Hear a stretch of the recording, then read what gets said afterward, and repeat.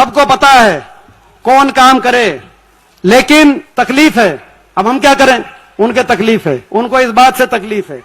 बोला जी रेल की लाइन, बोला जी फाइल खूगी, या आपने भी सुनी होगी, बोला फाइल खूगी, रेल की लाइन की फाइल खूगी। मैं वह फाइल लेके आया हूं। मैं आपके बीच में किसी को जवाब नहीं देना चाहता, क्योंकि उनके तो तकलीफ दूसरी है, हमें पता है उनके क्या तकलीफ है, उनका मैं जवाब नहीं देना चाहता। लेकिन मैं महम की हमारी पंचायत में आप सबके बीच में सच क्या है झूठ क्या है, क्योंकि यहां का फैसला पंचायत में उसकी भी और एयरपोर्ट की भी, ये मैं दिखाना चाहता हूं सबको। ये फाउंडेशन स्टोन, रेल की लाइन का फाउंडेशन स्टोन मल्लिकार्जुन खड़गे रख रहे हैं, जब वो रेल मंत्री थे, जो अभी कांग्रेस के अध्यक्ष हैं।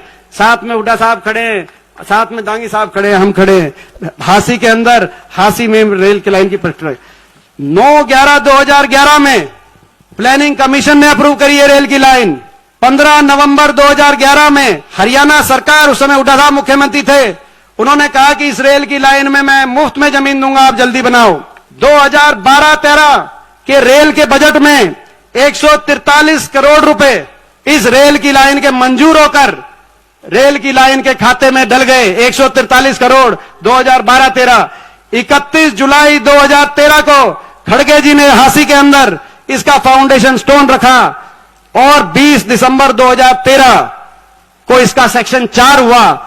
जिनके सेक्शन 4 हुए हैं उन गांव में आप पूछ लेना, आप मोखरा से पूछ लेना, आप मदीना से पूछ लेना, जो अलाइनमेंट रेल की लाइन की कहां करी थी, कहां पे स्टेशन बने, कहां रेल रुके। और मैंने पहले भी कहा था, और मैं आज भी कह रहा हूं, ये रेल की लाइन हम मंजूर करा के गए थे। उस दिन रेल रोड रैली, उस दिन डबवाली तक, सिरसा तक 4 लेन की सड़क की का फाउंडेशन भी खड़गे जी ने रखा था, और इस रेल की लाइन का फाउंडेशन रखा था।